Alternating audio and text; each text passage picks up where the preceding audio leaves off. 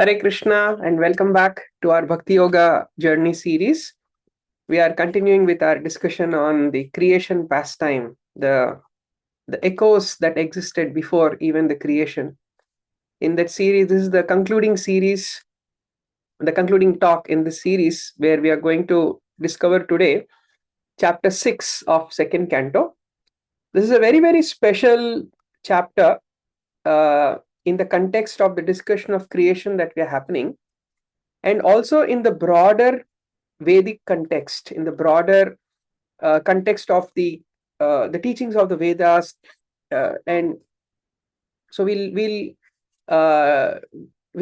zooming in and zooming out from this chapter in today's discussion, because the relevance of this chapter has to be understood from the broader Vedic perspective. So, if you remember our YTTC classes, we discussed how the Vedas are that para sound, those revelations that these masters have had in their deeper states of meditation. And that is what we have access to today. And broadly, we know the classification of Vedas, the Rig, Yajur, Sama, Atharva Vedas. But the Vedas or the Vedic thought has also been classified into these two very popular sections called as the Shrutis and the Smritis. Shruti refers to that which has been heard directly in the form of this cosmic sound. And then there is the Smriti, is that which has been contemplated upon and presented. So, certain classical Vedantic scholars may say that Shrutis are the original Vedas, but the Vedas themselves explain that Shrutis and Smritis, all the Puranas, the Upapuranas, the commentaries written upon, all of them put together, they make the Vedic thought. And today's chapter will convince us about the need and the importance of Smritis. Because the Shrutis can sometimes be little abstract, little confusing. And the Acharyas have contemplated upon the teachings of the Vedas and presented the essence of that with clarity. And therefore, it's very important that we understand the significance of the contribution of, and especially the Acharya I'm referring to today is Vyasdev himself, who compiled the Bhagavad Puran. The kind of clarity that he presents and steers through all the confusion and brings about clarity, right? So now we're going to zoom out of this chapter itself and see how the Vedas are also classified into 4 categories in terms of the order of life in which we practice them, we study them. The first category is what are known as the Samhitas. These are just collection of mantras. For example, Rig Veda itself there are so many prayers in the Rig Veda and Atharva Veda. Many times the Rig Veda is just called as Rig Veda Samhita because there's so many prayers in that. So in the brahmacharya, in the student phase of life, the student just memorizes all these mantras, all the samhitas, right? Then after having memorized all the signs, now the technology, the application comes, which is known as the Brahmana section of the Vedas, which incorporates a lot of rituals. That's what is a grihastha who has the capacity to do rituals, because brahmachari has no money, sannyasi has no money. The only person who earns money is a grihastha, and grihastha has the capacity to do all these rituals, all these very elaborate rituals. So that section is known as a Brahmana section. Then there is a Aranyaka section, which is for the Aranya, as a name suggests, a forest dweller. A Vanaprastha studies this section of the Vedas. And then there are the Upanishads, which are usually these intense philosophical contemplations done by the sannyasis. So in terms of the order of life, also the Vedic teachings, the same content of the 4 Vedas, Rig, Yajur, Sama, Atharva, have been further classified into another section of Samhitas, Brahmanas, Aranyakas, and the Upanishads. And also in terms of the end goal, the end utility, the Vedic texts also have been classified as what is called as Karma Kanda, Jnana Kanda, and Upasana Kanda. Karma Kanda means rituals. Jnana Kanda is the knowledge and the contemplation aspect. And the Upasana Kanda is the worship aspect. Now, this classification, because it is a classification based on the end goal, this is what that creates sometimes an apparent confusion in a Vedic reader, a Vedic follower, because what is that end goal? Because if you see the Karma Kanda section, the Brahmana section, it talks about all these different rituals, and the end goal, if you want to summarize the entire Karma Kanda teachings into one key word, that word would be yajna, the principle of sacrifice. All these Vedic rituals are called as yajnas. What is it that a practitioner of this yajna is trying to do? They understand that the Karmakanda section explains that how there is this one supreme Lord, right, who, again, in the Vedic philosophy, we repeated this many times, that how the absolute truth is both in the creation, immanent as the creation, and is also beyond the creation. He's transcendent, right? This Karmakanda section, the Yajna section, focuses more on this immanent aspect of God, how God is the creation. He is these elements of creation. He is those energies of this creation. And for me to connect to those energies, I have a modality called as Yajna. And what is one doing ultimately in these yajnas? The many times Prabhupada or many English translations of the word yajna is a sacrifice. In fact, even in Western culture also, they use the word like a ritual is many times used as sacrifice, because the sacrifice, there is something dear to you which is being parted. There is some element of, renunciation involved in that yajna. In fact, the whole goal of this Karmakanda Yajna section is to instill in us a sense of detachment and renunciation, which comes through this practice of sacrifice. And so you will see the Vedic practitioners, among the Vedic practitioners, you will see a whole school of thought centered around these Karmakanda rituals of yajnas and sacrifices and the corresponding mantras which are associated with yajnas, especially centered on the Samhita and the Brahmana section of the Vedas, becomes a main the mainstay of this category, this school of followers. While this is one school of Vedic followers, there is also the Jnana-kanda section of the Vedas, which talk about certain deeper aspects, which inspires a practitioner who already has achieved certain detachment. For such a person, for them to see, to train them through the vision of knowledge and contemplation, to identify that one all-pervading, impersonal, absolute truth. So if yajna is that one key word for the Karma Kanda, Brahman is that one key word which captures the mood of Jnana Kanda. And how does that transcendent Brahman, how do I sense, because Brahman is transcendent, he's not in the creation, but how do I sense the presence of that all-pervading absolute truth?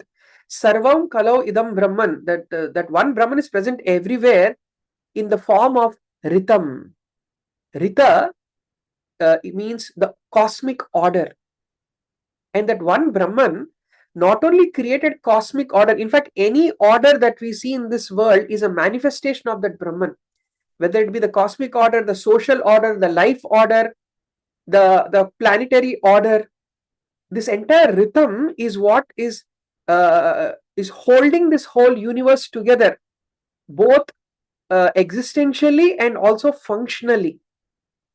The fact that, in this world, the society is organized in a certain way, our psychologies are organized in certain way so that we can function together.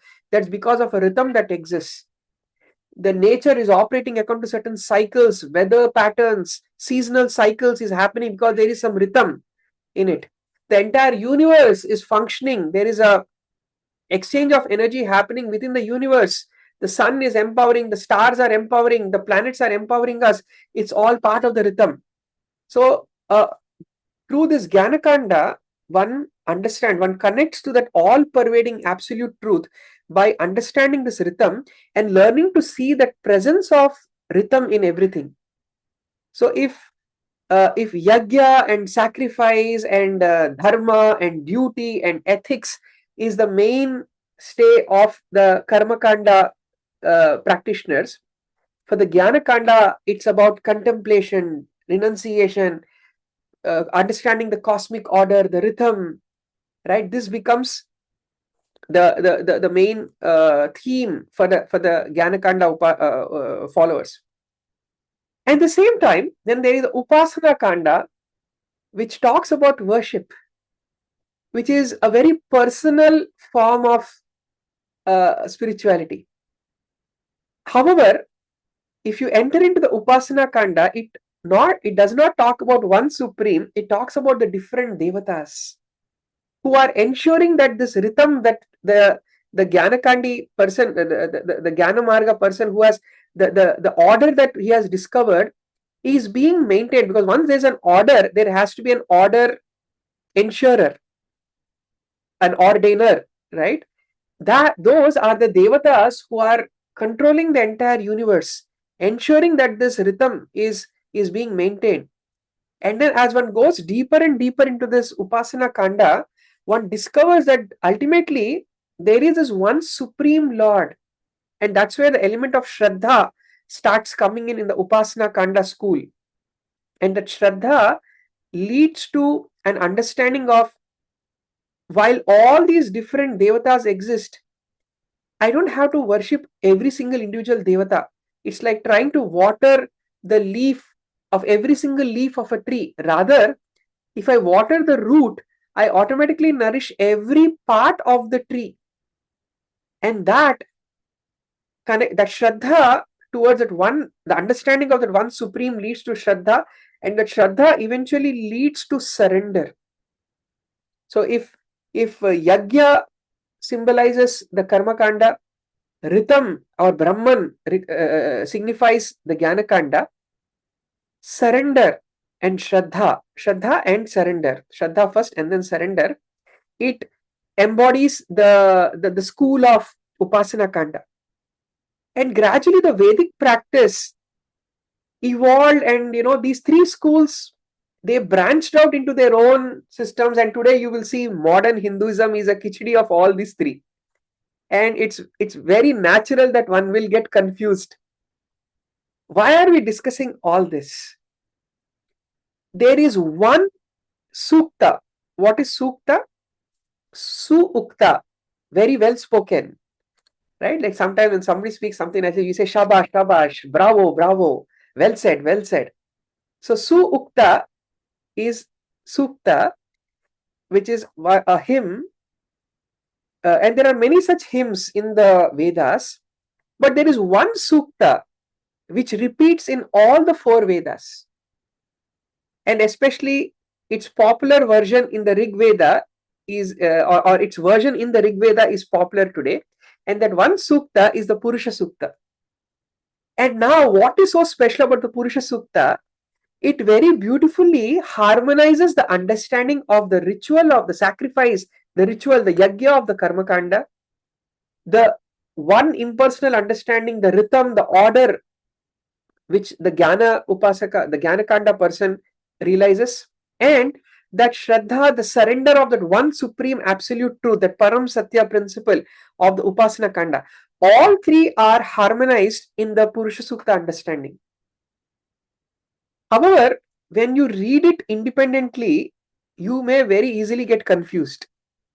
And that's why Vyasa is now quoting that famous prayer of Purusha Sukta in the Bhagavad Puran, in the context of explaining how, hey, that order, that first, the principle of sacrifice, when you sacrifice, you have to sacrifice some things.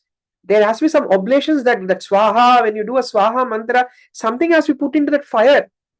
What is that material that you are putting into the fire? That material cause of this creation is that one supreme.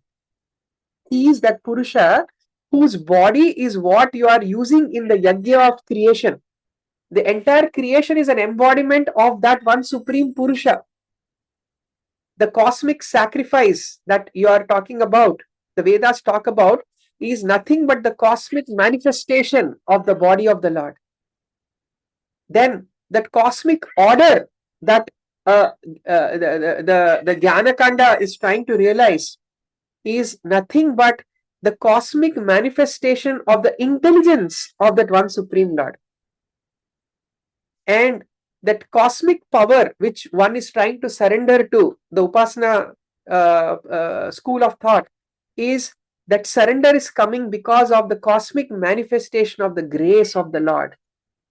So the body is a sacrifice, the intelligence is the order, and the heart and the grace is the power of the Lord. And that Purusha is Lord Krishna. That is how Vyasa very beautifully, Ete Chamsa Kalapumsham Krishnastu Bhagavan Swayam, he already established who is that Supreme Personality of Godhead in the first canto itself.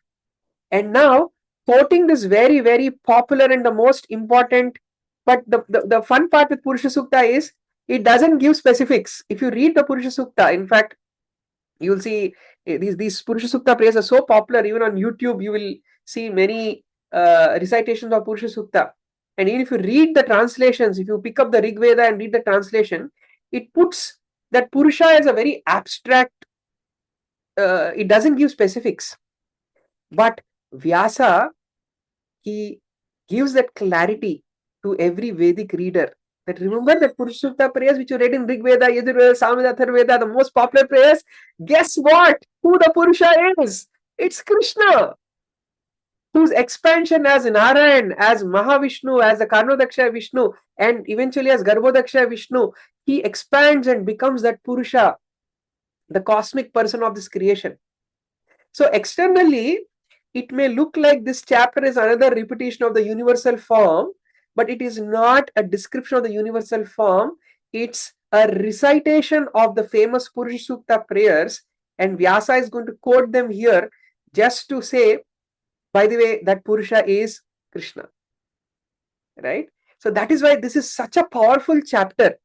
It ties together many loose ends of the Vedic teachings. And that is why the Smritis are so important. In fact, Jiva Goswami, one great Gaudiya Vaishnava Acharya, he explains, he gives an analogy of how if the entire Shrutis are like a pearl necklace, but that necklace is open, you cannot wear it. To bind together an open necklace, you need a nugget, a medallion, so something that ties the two ends together and you can hang that necklace around your neck. That nugget is the Puranas. That which brings Purnata or completion to the Vedic text is a Purana. That is how Jiva Goswami explains.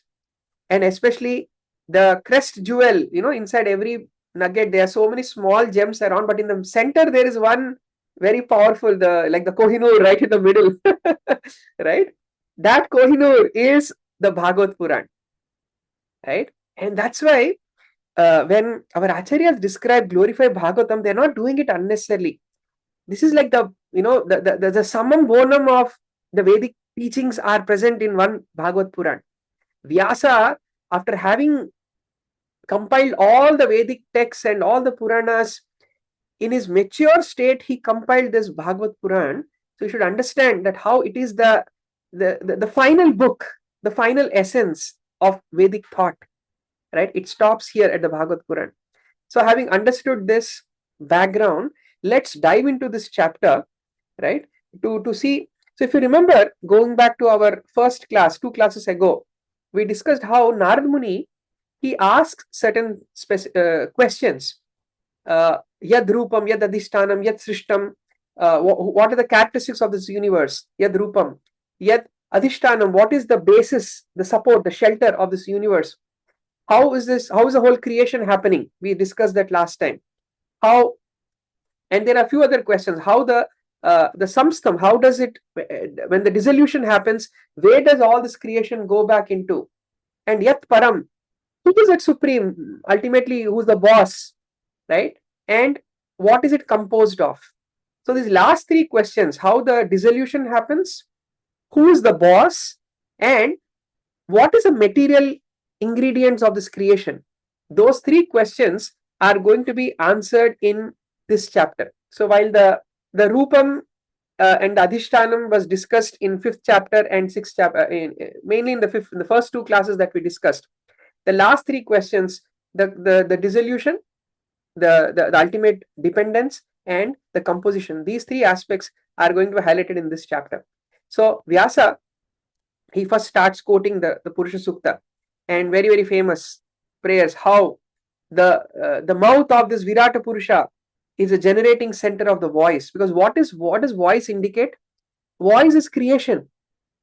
Because we understand sound, the Vaikari, Madhyama, the Para sounds, right? So all these Pashyanti and Paras. So the creation also is unfolding from the subtle to the energetic to the gross. So that entire creation is happening from the Virat Purusha, and that controlling deity is fire. And interestingly, many classical commentators on the Purusha Sukta, when they interpret, when they translate that Purusha, many times they interpret it as fire. Because if you see, coming from think like the Karmakanda school of thought, who is the supreme deity for a yajna? Agnidev. So the Karmakanda school of thought, they interpret Agni as that supreme Purusha. But Vyasa is going one level deeper. That this fire, Mitra, Aruna, Chandra, Surya, they are all part of that Purusha, who is somebody beyond. And then he continues that how the skin and the 6 layers are the generating centers of the Vedic hymns. His tongue is the productive center for the different foodstuffs which are offering. So when in the yajna, remember, so through again now switching to the upasana aspect, when you're offering puja to the devatas, you are offering to the manifest divine to access the unmanifest divine. The whole idea of the devata upasana is devatas are like the accessible limbs of the person. Or even if you look at me, I am the soul. But to reach me, if you want to serve me, you will serve food to my mouth, you will serve some nice things to my body, right? But I can only be accessed, the soul is unmanifest. So the unmanifest me can only be accessed and served to the manifest me, right? You can, if you want to interact with me, you cannot interact with the soul directly. You interact with the body. Think of the devatas to be like the manifest body. The limbs, the devatas described are the limbs of this Purusha, right? So the whole, so therefore, as we are reading these Purusha Sukta prayers, keep in your mind, oh, this is like the Karmakanda school of thought, oh, this is the Jnanakanda school of thought, this is the Upasana school of thought. So all these three thoughts, because Vyasa is reconciling them, he is going to address all three schools through this one rendering of Purusha Sukta. Then how, and ultimately in yajna you are offering the homa to the devatas, to the pitris, and to people in general also, because ultimately, loka samasta sukhino bhavantu, right? So that manifestation of the order, that manifestation of the different limbs as the upasana, and the principle of sacrifice, all three are addressed. His nostrils are the generating center of our breathing, the rhythm aspect now. We are able to breathe because the cosmic person breathes. We are able to see because the cosmic person can see, right? Like that. And his smelling power. But how is that cosmic person facilitating? Through the devata of Ashwini Kumara. The smelling power generates the Ashwini Kumara devata and all kinds of medicinal herbs. His breathing energizes, his breathing energies produce different kinds of fragrance. His eyes are the generating center of all kinds of forms. And who is now the controller for the eyesight? Because to see you need light. Where is the light coming from? From the sun. So the Devata of sun is the controlling deity for that. And the ears, uh, his ears hear from all sides and are the generating receptacle of the Vedas. And the sense of hearing is a generating center for sky. So the Dig Devatas, the directions, they are the controllers of the ears. Like that. His bodily surface, the breeding ground for the active principle of everything and for all kinds of auspicious opportunities. His skin, like the moving air, is a generating center for all kinds of sense of touch and is a place for performing all kinds of sacrifice. If you think about it, all the even next verse says this, because on the skin grows the hair. The hairs on his body are the cause of all the vegetation, particularly of those trees which are required as ingredients for sacrifice. So, in the Bhagavad Gita also, Krishna says that how Brahmagni, Brahmarpanam, Brahmahavir, Brahmana, Brahmanohutam, the fire is the supreme, the offering is the supreme, the mantra is the supreme, the end result is the supreme. So, literally, when you are doing a yajna, you are offering the supreme through the supreme, into the supreme, for the supreme. Right? This is the understanding of this Purusha Sukta. The hair on his head and face are the reservoir of the clouds. His nails are the breeding ground for Vidyut, electricity, stones and iron ores. His arms are the productive field for the great Devatas and the other leaders of the living entities who protect the general mass. Prabhupada very beautifully he quotes that Yadyat Vibhuti Matsattvam verse from the Bhagavad Gita, how anything of splendor, anything of value, anything that is attractive in this world is nothing but a spark of Krishna's splendor. Right? Krishna's expansion of the expansion is that Purusha. So that is how he is maintaining this whole cosmic order. Then, thus the forward steps of the Lord are the shelter for the upper, lower and heavenly planets, as well as all that we need. His lotus feet serve as protection from all kinds of fear. Upasana Kanda, surrender. Shraddha, surrender. He's addressing that school of thought with this. Then, from the Lord's genitals originate water, semen, generatives, rains, any kind of creative activity is happening because the Lord is creating. And his genitals are the cause of the pleasure that counteracts the distress of begetting. Because ultimately, the universe needs to be populated. Why is Brahma creating the world in the first place? So that the conditioned souls get an opportunity to decondition themselves and experience liberation and attain liberation. So, for that, the souls need a body. The bodies need to be created. So, creation is a very, very important aspect. Progenation is an important aspect of this world. That's why in many world traditions, marriage and progeny is seen as a very, very holy thing. I was once I once attended an interfaith conference, and that time I was still in the monk order of life. So then I was interacting with a Jew, a Jewish person, and in the Jewish tradition, marriage and children and family life is seen as very, very important. That is the dharma of a human being. So when he saw that, this aspect of the way, I like everything about Hindu culture, I like all the rituals and how you are so devotional, but why do some people don't marry? You have to create life, and so I could understand, I could relate with that concept, because even within the Vedic teachings, this aspect of how progeny is an important responsibility. So that is why, understand, the act of procreation is not an act of pleasure, but an act of responsibility on behalf of the Lord, on behalf of Brahma, on behalf of the Prajapatis, on behalf of our own ancestors. So, but then that act, any kind of responsibility is painful. So, to make that responsible act pleasurable, the Supreme Lord incorporated a sense of pleasure into it. So because the Purusha is experiencing the pleasure, we experience the pleasure. So you see how everything is so beautifully connected and spiritualized. Many times, certain modern Indologists, especially coming from non-Vedic backgrounds, when they don't understand these concepts, they interpret such sections of the Vedas saying, oh, basically, according to the Vedic philosophy, the creation is a product of sex. The goal of the Lord is nothing but sex pleasure. Look, the Rig Veda is saying this. Look, the Purusha Sukta is saying this. They very conveniently misquote because coming from that Freudian understanding where they only think of Annamaya Kosha, the body as all in all, they interpret the body as an embodiment of pleasure. Their worldview is centered around that concept.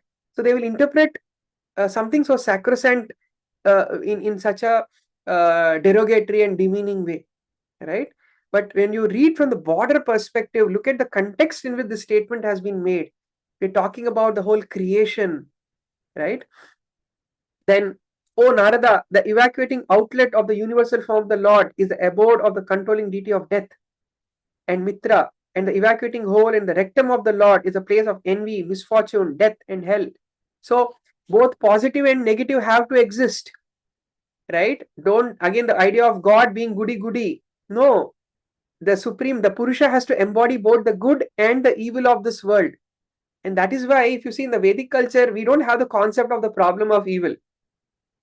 Whereas both opposites can be reconciled because we have this understanding that both, if the front of the Lord is good, the back of the Lord is evil.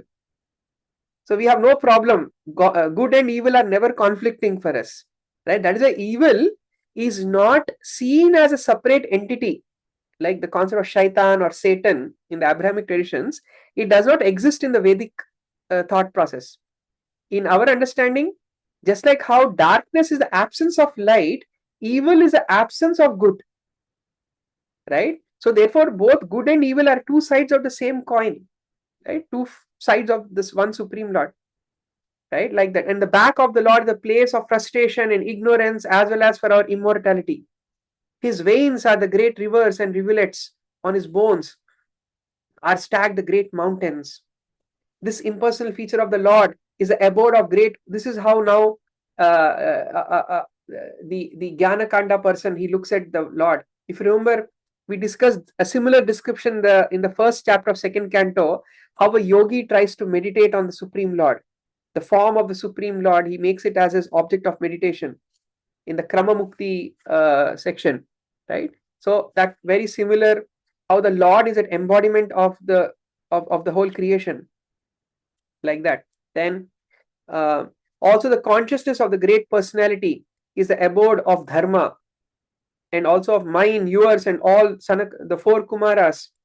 That consciousness is also the abode of truth and transcendental knowledge, right? Then beginning from Brahma down to you, Shiva, all the great sages that were born before you, right? Basically, at the time of creation itself, certain devatas already manifest, the Vaikhari devatas. The demons, the naga, the human being, the birds, beasts, all forms of life, all the different species of life, Gandharvas, Apsaras, etc., all of them, right? Everything that be are all covered by the universal form of the Lord at all times, namely past, present, and future, although he is transcendental to all of them, eternally existing in a form not exceeding 9 inches.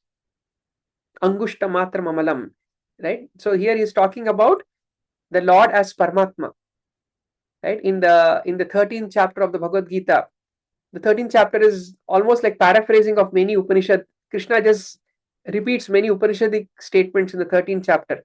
So in that, how he described that, how everywhere are his eyes, everywhere are his hands, everywhere are his legs, right?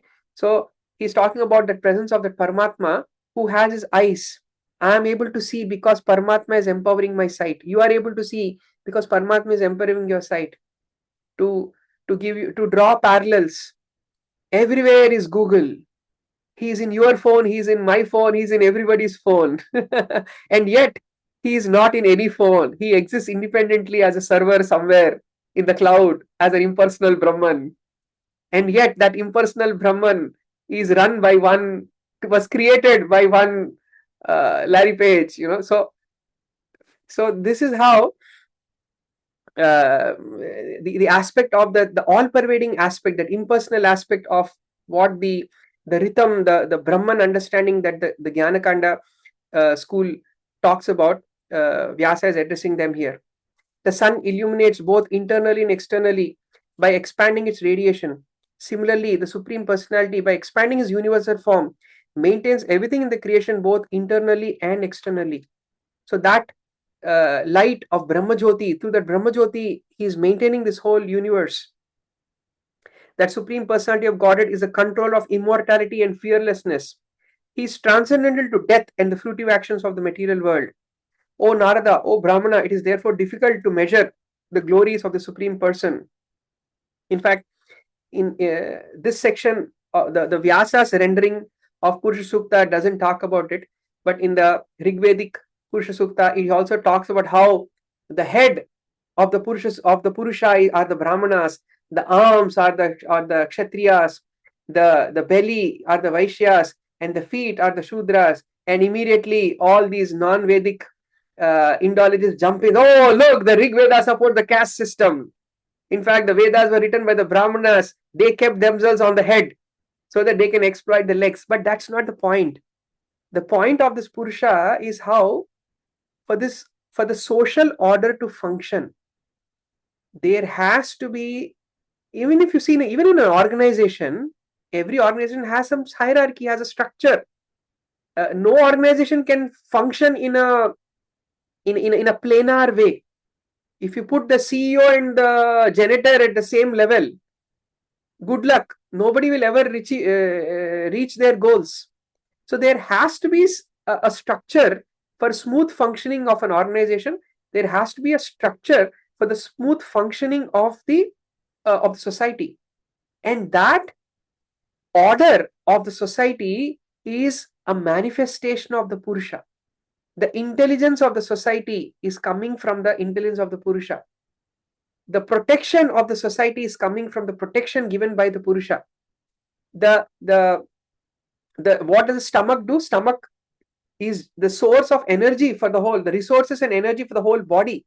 So likewise, even the society, you need a group of people who are the resource generators, and there has to be movement. Feet create movement. Feet support the rest of the body. So there has to be a group of people who are supporting and creating action and movement, right? So this is a natural order of this creation. It is not some kind of a forced system. Of course, over a period of time, we also have to understand that the system did get degenerated and people did not understand and the system was exploited. That part of our history is also true. We should not deny that. But today we should not just get misled by these modern interpretations or other misinterpretations. So then that Supreme Personality of Godhead is known as the supreme reservoir of all material opulence, and by his Ekapada Vibhuti, by 1/4 of his energy, in which he exists in all living entities. So this is also another important Rigvedic concept. How the Supreme Lord, there's something called Ekapada Vibhuti and Tripada Vibhuti, 1/4 and 3/4. It is described that this entire material world is 1/4 of the cosmic manifestation, and there is 3/4 that exists. I mean, objectively speaking, the spiritual world is infinite, so is the material world. So even infinity, what classification will you make, right? But the understanding is that how this material world is just a small portion of the bigger creation, and through his material energy, the Supreme Lord is maintaining this 1/4 of this material creation, and through his Tripada Vibhuti, through his spiritual opulence, Vibhuti means opulence, power, using his spiritual powers, he is maintaining the spiritual world, like that.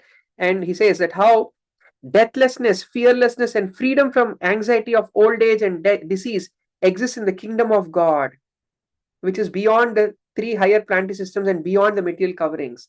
So this is the aspiration of the Upasana Kanda, the devotional surrender. That spiritual world, which consists of the 3/4 of the Lord's energy, is situated beyond this material world. It is especially meant for those who will never be reborn. But others who are attached to family life and do not strictly follow the celibacy vows must live within this material world, right? So therefore, the social order, even within that social order, some discipline is needed, like that. So like this, he Vyasa, he kind of summarizes the whole the Purusha Sukta, and then now Brahmaji, coming back to our conversation, Brahma and Narada. Remember, Narada asked this question, Brahmaji is answering, and now Brahmaji is going to explain how the Lord is the material cause. The ingredients that went into this creation are coming from the form of the Lord. So Brahma says, when I was born on this lotus, there were no ingredients for me to create. I only heard the word tapa, and I got my instruction, okay, now create. Like imagine you are thrown on an island and said, okay, now create a whole empire there. Right? At least you have sand and dirt to work on, but Brahma had nothing to work on. So how did Brahma create?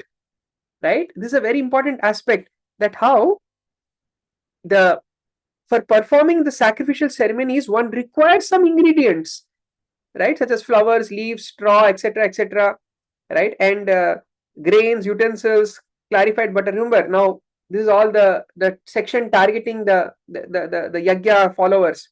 The Rig Veda, Yajurveda, Samveda, the four priests, the Hota, Udgatu, Brahma, Ardhvayu, all these four priests that sit and do the yajna. I need all of this. And there are other necessities, including invoking the names of different devatas by hymns and so on. So that's a whole Vedic ritual that is happening. How did I do this yajna when there was nothing at the time of creation? Thus, I had to arrange, text number 27, very important, which explains how Lord is the material cause of this creation also. Thus, I had to arrange all these necessary ingredients and paraphernalia of sacrifice from the personal body parts of this Purusha. By invocation of the demigod's names, the ultimate goal, Vishnu, was gradually attained, and thus compensation and ultimate offerings were complete. Understand?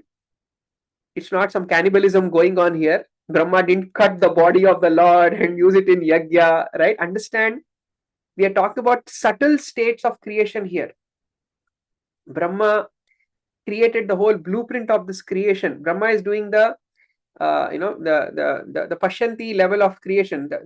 He's the architect, right? Later on, the devatas and all, they do the actual construction of the building, but Brahma is still that architect, and that architect, he is the design of this creation is coming from the inspiration coming from the Lord. So that he's explaining that I made this whole creation using the energy of the Lord, right?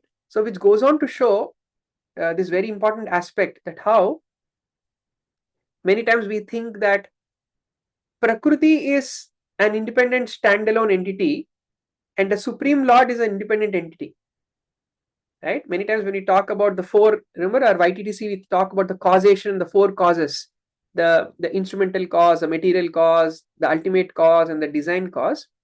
When Bhagavatam says, or when the Vedic scripture says that how Ishvara Parama Krishna Sachidananda Vigraha Anadir Adir Govinda Sarva Karana Karanam, how Krishna is the cause of all causes, that Param Satyam is the cause of all causes, which means he is the cause of that material cause. He is the cause of that instrumental cause. He is the cause of that formal cause, right? And he is the cause of that ultimate cause. Sarva Karana Karanam. So that material cause is coming from the form of Karnodaksha Vishnu. So Krishna expands as Balaram. Balaram expands as is Chaturvyuha, Sankarshana, Pradyumna, Aniruddha, Vasudeva. And then the Sankarshan, he expands further as another Chaturvyuha. And then those four, the second Chaturvyuha, Sankarshana, Pradyumna, Aniruddha, Vasudeva, they expand as these different Purushas. And that Mahavishnu or Karnodaksha Vishnu, he, from his body comes the different universes as bubbles. And into that multiverse enters Karnodaksha Vishnu as Garbhodaksha Vishnu. And into, once he enters, Garbhodaksha Vishnu enters, Garbhodaksha Vishnu expands and becomes this Purusha. Chaitanya Charitamrita explained that Sahasra Sisha Purusha, which the Purusha Sukta talks about, is actually a manifestation of that Garbhodaksha Vishnu. He is that material form of Purusha. And then the same Garbhodaksha Vishnu, while he created the material cause, he also needs to ensure the order within the universe. He expands as Kshirodaksha Vishnu, as Paramatma everywhere. So this is how the expansion of the expansion of the expansion, ultimately the root here is that Krishna, right? So that understanding of how Krishna is that material cause of creation, not Prakriti is not independent. Even that Prakriti's Prakritiness is also coming from Krishna. In fact, not coming from Krishna, is Krishna. Krishna is Prakriti, right? So this is that Achintya Veda Veda, the oneness and difference aspect, right? At one level, Krishna exists as an independent, transcendent God in Goloka. At the same time, he expands as this material world. Thus, I created the ingredients and paraphernalia for offering sacrifice out of the parts of the body of the Lord, the supreme enjoyer, and I performed a sacrifice to satisfy the Lord. That is why, you understand, when these in the Karma Kanda section, in the Yagya section, sometimes some rituals like Ashwamedha Yagya and Gomedha Yagya are described. Offering of a horse, offering of a cow, exam, when such rituals are in, they come about. But understand the context there, because ultimately you are offering the Lord to the Lord, through the Lord, for the Lord. So how do I personify that all-pervading, infinite, absolute? So to personify that, they would take a ritual animal. So in fact, the Chandogya Upanishad very nicely describes, it actually may sound funny, but understand the mood behind it. Because in every ritual, you need some to embody it in some accessible form. So the Supreme Lord, if you remember, we discussed the Nasadiya Sukta last time, right? And we discussed how in the beginning, when there was nothing, the Lord manifested as the breath of the universe, and from that breath came consciousness, and from consciousness came the desire, and the whole universe followed the template of desire. So that breath is Shwasa in Sanskritam. And because words have potency, now there's a whole discussion, we'll not go into it now, but just look at it this way, especially if you read the Karma Mimamsaka philosophy, words are not just words, words carry potency, which means similar sounding words also carry similar potency. So Shwasa or breath sounds like Ashwa, which also means a horse. So I can replace that all-pervading breath through a localized horse. And with that mood and understanding, a ceremonial horse would be taken, and that horse, in fact, their prayers, when you read the Ashwamedha Yagya prayers, they literally, like how we discuss the Purusha Sukta, oh, your mouth is the so-and-so, your ears are so-and-so, your body is so-and-so, your digestive system is so-and-so. They offer prayers to that horse as if it is that Purusha. And now, like how Brahmaji used the parts of the Lord for the sacrifice, with that same understanding and same mood, they sacrifice that horse and offer it into the yagya. And of course, this is the part which people don't talk about, and it is not it doesn't happen anymore, and therefore we don't do those yagyas in Kali Yuga. Right in front of everyone, that horse would come back to life. Because technically, when you are offering the Lord to the Lord, for the Lord, through the Lord, you're not creating any difference. It's just like maybe another thing you can relate with, when you take the Ganga water and offer it back to Ganga, are you adding something to Ganga, or have you removed something from Ganga? Nothing. Ganga will always remain in her fullness. Likewise, the whole universe will remain in fullness, so that animal would come back to life. But when the mantras and the whole process is right, and when the priests are pure, and the ingredients, everything are perfect, then it happens. Anyway, so this this aspect of how the Lord's body is the ingredients that he talks about it. And then he says later on how the different Saptarishis, and all of them were created by me taking those primary ingredients. And then he also explains that how that ultimate basis, by his will, text 32, by his will I create, Lord Shiva destroys, and he himself in his eternal form as Vishnu, personality of Godhead, maintains everything. He is the powerful controller of all these three energies. That who's at Param, under whom the whole order is being maintained, he is under that Supreme Lord. And thus Brahmaji concludes saying, "Oh my dear son, whatever you have inquired from me, I have thus explained." So all those 6 questions which you asked, right? What is the form of the creation, how the creation came about, what is the basis, who is the supreme boss, and where does the annihilation, the dissolution happen? All of this he answers and says that, "My dear son, whatever you inquired from me, I have thus explained to you.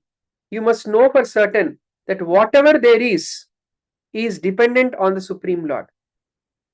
In fact, he says, and this is where Vyasa's touch comes in. Vyasa, why is he specially quoting this conversation of Brahma and Narada? Because the ultimate goal of all this Purusha Sukta is to develop that connection of surrender to the Supreme. And Brahma, who is the cosmic creator, what is his mood? If there is any one person who understood the Purusha Sukta, it has to be him. So what did Brahmaji do after reciting the Purusha Sukta? "Oh Narada, because I have caught hold of the lotus feet of the Supreme Lord Hari with great zeal, whatever I say has never been proved to be wrong. Nor is the progress of my mind ever deterred, nor are my senses ever degraded by temporary attachment to matter. But having said that, that statement may sound, 'Oh, I am the great Brahma, I am never wrong.' It may sound arrogant.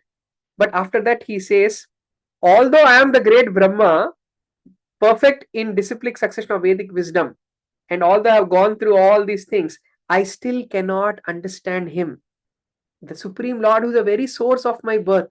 I don't even know the cause of my birth.' That is how great the Supreme Lord is.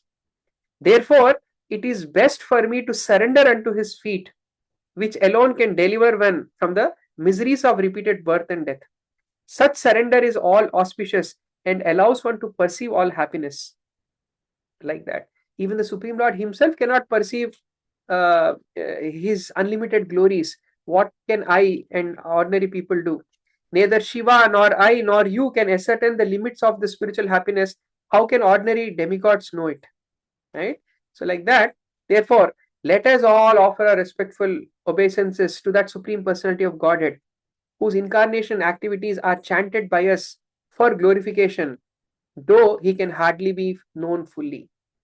So like that, he very beautifully explains, and in the next few verses, he talks about how Mahavishnu, at the time of dissolution, he absorbs all the material ingredients. As Karnodaksha Vishnu, his exhalation is the creation, his inhalation is the dissolution. How everything goes back to him. He talks about that. And finally, he concludes this chapter by saying, I have now zoomed out. If you remember, who quoted this conversation of Brahma and Narada? Shukdev Goswami quoted this in response to Parikshit's question about the same aspects of creation. But who quoted Shukdev Goswami and Parikshit Maharaj's conversation? Suta Goswami to say of Naimisharanya. And if you go back to that first chapter question, and now we are going back to the back. 1 year ago, when the class that we had, the sages ask about, after the end of the the description, they say, we want to know more about the glories of the Lord. Describe about his Purusha Avataras, his Lila Avataras. We want to know about the glories of the Lord. So the creation is connected to the Purusha Avataras description, right? If you're our new students who are wondering what is Purusha Avataras, what Lila Avataras are, go back to our first canto, 3rd chapter class. The recording is there. We discussed about the different kinds of avatars in that class. So the Purusha Avatara description of creation is over.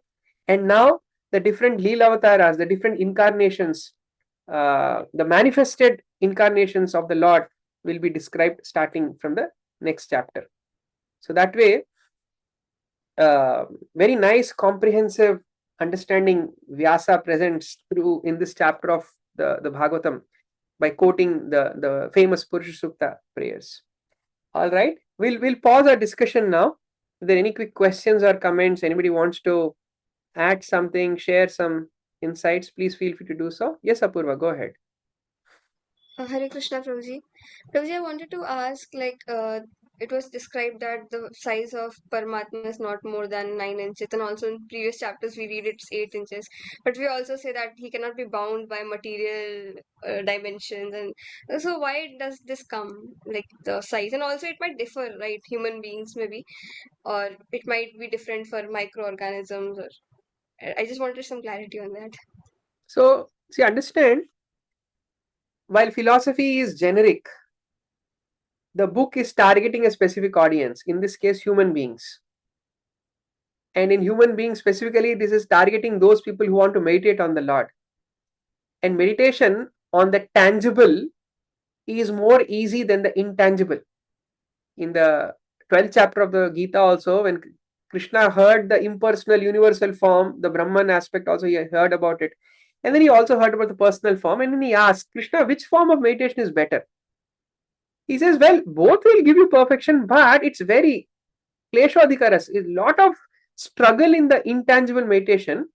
So Krishna says, okay, the tangible, meditate on my personal form, that is more easy. And then he talks about the whole Bhakti Yoga section there. So in that context, we need to understand, when you, I mean, imagine you are walking on the road and suddenly you remember, oh, Paramatma is 9 inches. And suddenly you feel, oh, 9 inches in the region of my heart. I have Paramatma within me. How does it make you feel? One verse says, Paramatma is that tiny, infinitesimal, immeasurable, who's present everywhere in everything. And you're wondering, oh, I need a microscope to see him. I cannot perceive him. And another verse says, oh, he is that Angushta, he is that, and elsewhere it says Angushta. Angushta actually is this much, right? There is, what is this? Roughly around 3 to 4 inches. So 4 inches is there, 8 inches is there, 9 inches is there. But that size is described to give a sense of a personal connection for a devotee, right? So maybe for a Jnana Marga, Jnana Kanda person, the vision of intelligence where one sees the thingness of thing as Paramatma, that description is suitable for them. But for an Upasana Kanda person who likes to develop a personal relationship, for them, this is a suitable meditation like that. So there's no conflict that way across this. All right. Anybody else? Yes, Harshika. Hare Krishna, sir. Thank you. Excellent lecture.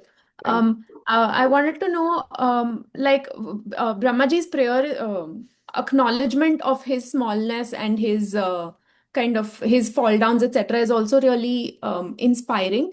But I think my question is, if even Brahmaji has, uh, so many flaws, and so like he, even after having all the knowledge that is possible, because like he said that it's impossible to actually know Krishna in full, even then if he has fall downs and just like he makes mistakes, so then what hope do we have, and how do we keep that as an inspiration and not as a disappointment or something?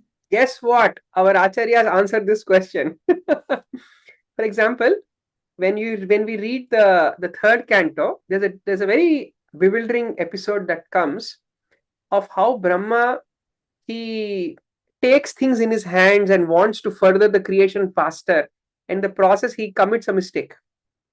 And because he realizes he commits a mistake, he gives up that body, because that body is how he wanted to, So then he said, and that body became fog of ignorance. That's how Bhagavatam describes. So our Acharya step in and explain, look, Bhagavatam is giving a collection of events across many cycles of creation. And in different cycles of creation, there are different souls who are playing the role of Brahma. And especially Vishwanath Thakur explains that this Brahma who actually did the tapa and got their instructions and did the meditation and Purusha Sukta prayers is a pure devotee Brahma. And that Brahma who, in fact, if you go to Madhva tradition, for example, Madhvacharya doesn't acknowledge the whole Brahma Vimohan Leela that happens in the 10th canto because it is Brahma Madhva tradition, right? How can I say my Acharya made a mistake? So Madhvacharya doesn't even acknowledge that, and he gives a different explanation for that whole episode, right? So Vishwanath Thakur explained that sometimes the post of Brahma can also be filled by somebody who went through the Karmakanda progression. Just by following the Varnashram properly, one can progress to the Maharloka and to Satyaloka also. And from there, one can graduate to the post of Brahma. And such Karmakandi Brahmas, sometimes they fall down and they make those mistakes. However, this Brahma who's exhibiting this kind of an advanced spiritual consciousness, such they don't go through the fall down. So that's how Acharyas make this distinction. Okay, let's end our discussion here. We'll catch up again next week, and the next chapter is like a nice list of all the different incarnations, different avatars that will come about, right? And then the Parikshit asks some more questions, some more intelligent questions, and that becomes a segue to the remainder of the cantos of the Bhagavatam. All right, thank you all so much. Hare Krishna.